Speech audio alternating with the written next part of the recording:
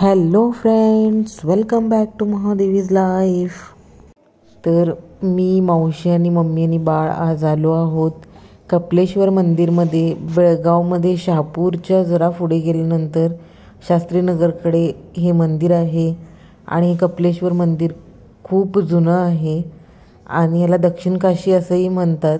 जर तुम्हाला काशीला जायला जमत नसेल तर इथं दर्शन घेतलं तरी त्याचं पुण्य लाभतं असं म्हणतात.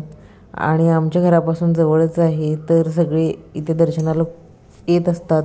खूप गर्दी होत असते. महादेवाचं मंदिर खूप मोठं आहे आणि इथे सगळे देव आहेत.